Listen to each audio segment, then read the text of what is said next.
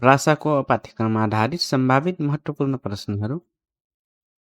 प्रश्न नम्बर 1, शिक्षा ऐन 2028 को 8औं संशोधन अनुसार पूर्व प्राथमिक विद्यालय भन्नाले के बुझिन्छ? यसको सही उत्तर क। 4 वर्ष उमेर पुरा गरेका बालबालिकालाई 1 वर्षको प्रारम्भिक बाल शिक्षा दिइने विद्यालय। प्रश्न नम्बर 2, शिक्षक सेवा आयोगले उपयुक्त उम्मेदवार छनौट गर्ने तरिकामा कुन कुन पर्छ? खुला प्रतियोगात्मक, लिखित परीक्षा, अन्तर्वार्ता, प्रयोगात्मक परीक्षा। माथिको सही उत्तर माथिको सबै। प्रश्न नम्बर 3, नागरिकका कर्तव्य सम्बन्धी व्यवस्था नेपालको संविधान 2072 को कति धारामा व्यवस्था गरिएको छ? यसको सही उत्तर ख, धारा 48 मा। नागरिकका कर्तव्यहरू 4 वटा उल्लेख गरिएको छ। 1 नम्बरमा राष्ट्रप्रति निष्ठावान हुँदै नेपालको राष्ट्रियता, सार्वभौमसत्ता र अखण्डताको रक्षा गर्नु।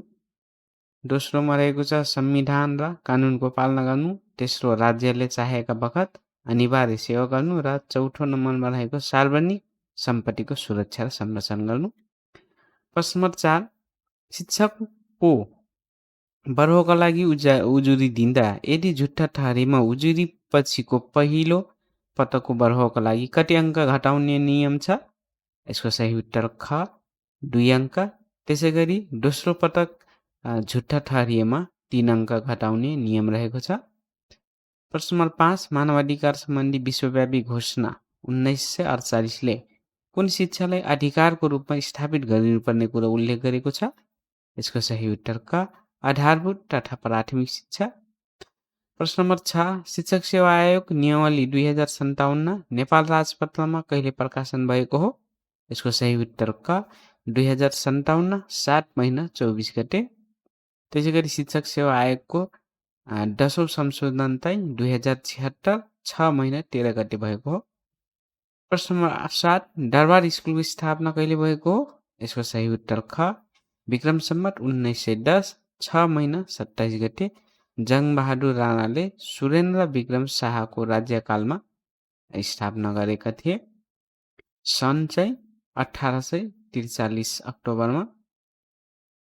प्रश्न नम्बर 8, सन् 1990 मा थाइल्यान्डको जोम्टिङमा भएको सम्मेलनले तय गरेका लक्ष्यमा कुन पर्दैन? यसको सही उत्तर घ, आधारभूत शिक्षामा सबैको पहुँच सुनिश्चित गर्ने पर्दैन।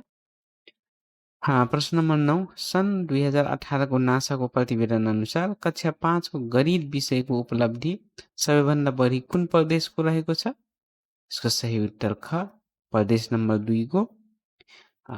उक्त प्रतिवेदन अनुसार प्रदेश नम्बर 2 को कक्षा 5 को गणित विषयको विद्यार्थीको उपलब्धि 52.1 रहेको थियो र त्यसै गरी सबैभन्दा थोरै उपलब्धि प्रदेश नम्बर 5 को 48.6 रहेको थियो।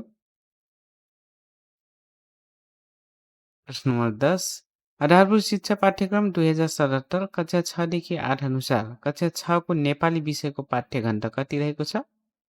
यसको सही उत्तर ख, पाठ्य घण्टा 5।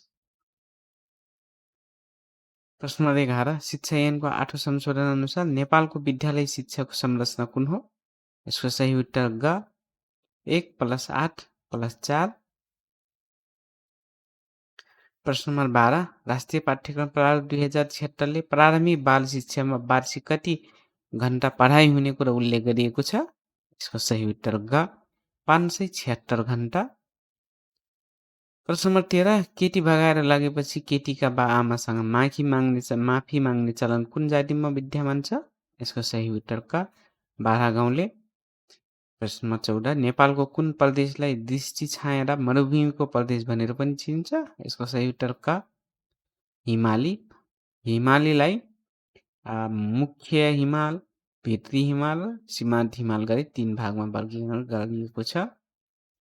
प्रश्न नम्बर 15, राष्ट्रिय पाठ्यक्रम प्रणाली 2076 अनुसार आधारभूत शिक्षाको उमेर समूह कुन हो? सही उत्तर ग, 5 देखि 12 वर्ष। त्यसै गरी शिक्षा ऐन अनुसार चाहिँ आधारभूत शिक्षाको उमेर 4 देखि 12 रहेको छ। प्रश्न 16, राष्ट्रिय शिक्षा आयोगको प्रतिवेदन 2049 ले विद्यालय सङ्ख्याको आधारमा 75 जिल्लालाई कति वर्ग विभाजन गरी सुझाव दिएको थियो? यसको सही उत्तर ख, 3, क, ख र ग वर्गमा। प्रश्न नम्बर 17 राष्ट्रिय शिक्षा आयोगको प्रतिवेदन 2049ले कति किसिमका निजी विद्यालय हुनुपर्ने सुझाव दिएको थियो? यसको सही उत्तर क 2 किसिमको। सामाजिक सेवाको भावनाबाट प्रेरित, त्यसैगरी मुनाफाको दृष्टि नराख्ने, त्यसैगरी सेवामूलक उद्योग। साथै उद्योगले निजी विद्यालयहरूलाई कम्तीमा हाम्रो आयोगले 5% गरिब तथा ज्यानदार विद्यार्थीहरूलाई निशुल्क अध्यापन गराउने व्यवस्था समेत तोकेको थियो। प्रश्न नम्बर 18 लिच्छवी कालका आदि पुरुष भन्ने चिनिने राजा को हुन्? यसको सही उत्तर क सुपुष्प। राजा सुपुष्पले 56 वर्ष शासन चलाएका थिए र उनले पशुपतिमा देवल निर्माण, राज्य मर्यादाक्रम कायम गर्ने, भूमि वा जग्गाको मर्यादा बाँध्ने कार्य पनि गरेका थिए। प्रश्न नम्बर 19 एक शैक्षिक सत्रमा विद्यालयमा गरिने सम्पूर्ण क्रियाकलापहरू उल्लेख गरिएको योजनाले के भनिन्छ? यसको सही उत्तर क वार्षिक कार्यपत्र हो। प्रश्न नम्बर 20 नेपालमा शिक्षा मन्त्रालयको स्थापना कहिले भएको हो? यसको सही उत्तर घ विक्रम सम्वत 2007 सालमा। प्रश्न नम्बर 21 सिपयुक्त नेपाल समृद्ध जनता दूरदृष्टि कुन संस्थासँग सम्बन्धित छ?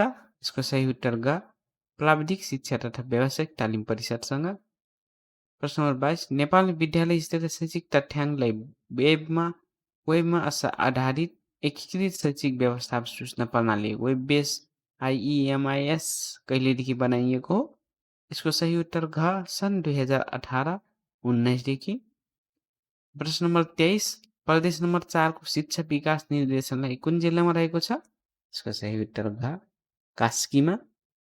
प्रश्न नम्बर 24 7 वर्षका लागि तर्जुमा भएको विद्यालय क्षेत्र विकास योजनाको कार्यान्वयनको लागि पहिलो 5 वर्षको लागि कुन कार्यक्रम विकास गरिएको थियो? यसको सही उत्तर ख विद्यालय क्षेत्र विकास कार्यक्रम।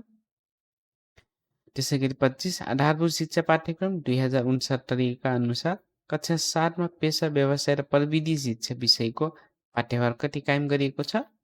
यसको सही उत्तर ख 5। त्यसैगरी पेशा व्यवसाय र प्रविधि विषयमा 50% प्रयोगात्मक र 50% सैद्धान्तिक मूल्याङ्कन हुने व्यवस्था रहेको छ। प्रश्न नम्बर 26 लोकसेवा आयोगको सदस्यहरूको पदावधि कति अवधिको हुन्छ? यसको सही उत्तर क 6 वर्ष। संवैधानिक अङ्गका सबै सदस्यहरूको पदावधि 6 वर्षको हुने प्रावधान रहेको छ।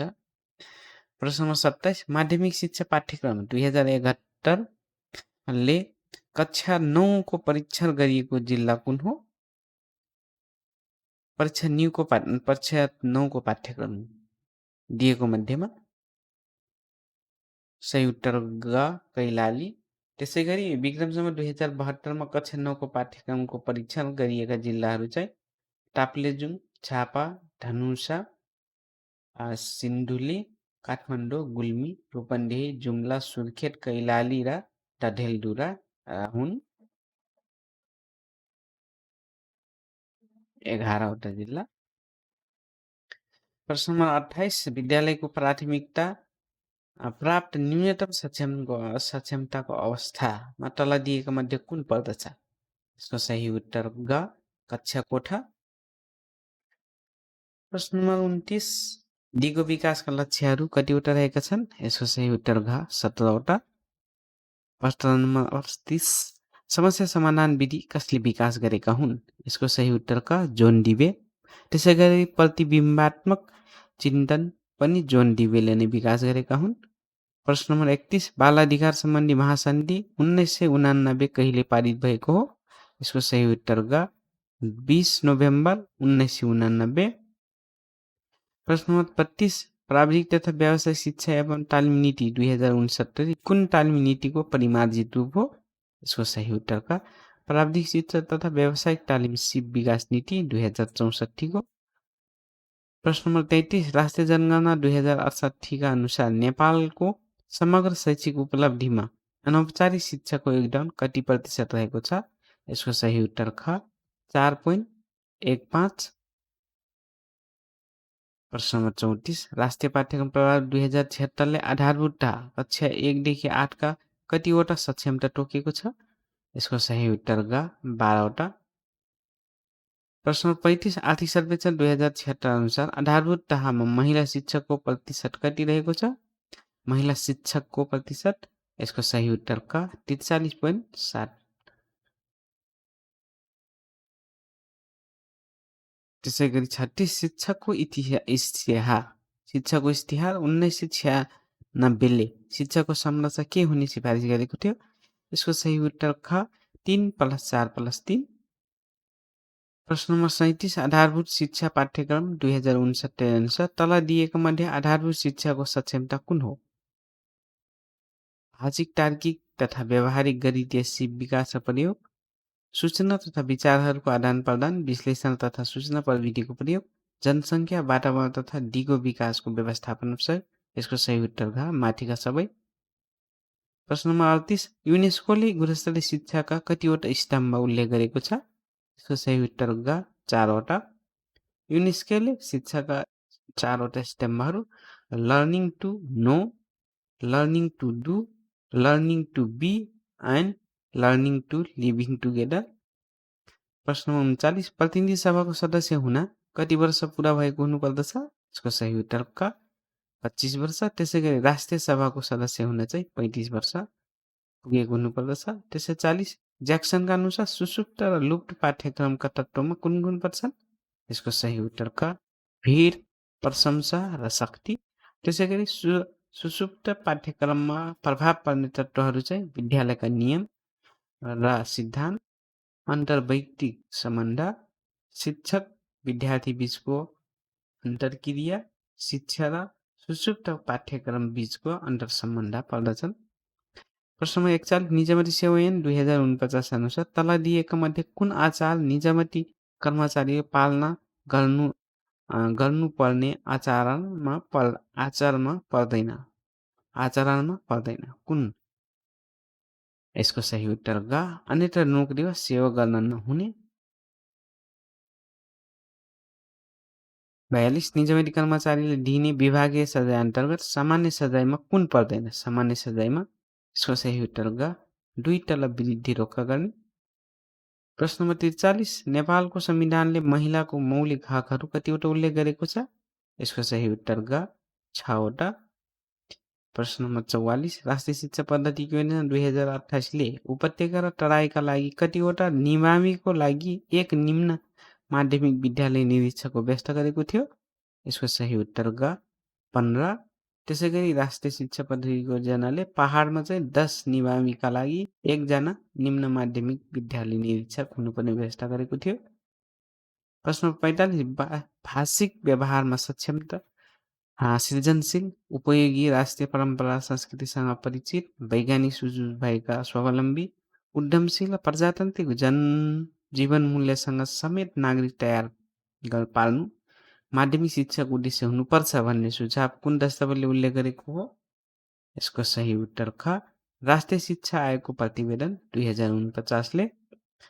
प्रश्न नम्बर 46 प्राविधिक शिक्षा तथा व्यावसायिक तालिम परिषदबाट तह 1 को सिपको प्रमाणपत्र लिएको व्यक्तिले नेपाल सरकारको कुन तह वा श्रेणीमा उम्मेदवार हुन पाउँछ? यसको सही उत्तर क नेपाल सरकारको राजपत्र अनाङ्कित तृतीय श्रेणी प्राविधिक वा सोसरह वा तह व्यवस्था भएकोमा तेस्रो तह प्राविधिक। प्रश्न नम्बर 47 आर्थिक सर्वेक्षण 2076 अनुसार आर्थिक वर्ष 2076-77मा जम्मा बाल विकास केन्द्र तथा पूर्व प्राथमिक कक्षाहरू कतिवटा रहेका छन्? यसको सही उत्तर क 36,450। प्रश्न नम्बर 48 राष्ट्रिय पाठ्यक्रम प्रारूप 2076 अनुसार प्रारम्भिक बाल विकास तथा शिक्षाको सक्षमता कुन होइन? यसको सही उत्तर क प्राथमिक शिक्षाको लागि तयारी। प्रश्न नम्बर 49 स्थानीय सरकार सञ्चालन ऐन 2074 अनुसार गाउँपालिका तथा नगरपालिकाको शिक्षा सम्बन्धी काम कर्तव्य अधिकार अन्तर्गत कुन पर्दैन? यसको सही उत्तर ग राष्ट्रिय भाषामा शिक्षा दिने विद्यालयको अनुमति, अनुगमन तथा नियमन गर्न। प्रश्न नम्बर 50 विद्यालयले फ्ल्यास 1 कहिले भर्नु पर्दछ? यसको सही उत्तर ख जेठ 7 गते। त्यसै गरी फ्ल्यास 2 चाहिँ चैत्र 23 गते भरिन्छ। त्यसै गरी फ्ल्यास 1 मा लगानी र प्रक्रियासँग सम्बन्धित सूचकहरू भर्ने गरिन्छ भने फ्ल्यास 2 मा चाहिँ उत्पादन र उपलब्धि आउटपुट र आउटकमसँग सम्बन्धित सूचकहरू भर्ने गरिन्छ। भिडियो कस्तो लाग्यो? मन परेमा लाइक गर्नुहोला। हालसम्म यस च्यानललाई सब्सक्राइब गर्नुभएको छैन भने सब्सक्राइब गर्नुहोला र छेउमा रहेको बेल आइकन दबाएर अल नोटिफिकेसन अन गर्नु। त्यसले हाम्रो नयाँ भिडियो आएको तपाईँलाई जानकारी गराउँछ।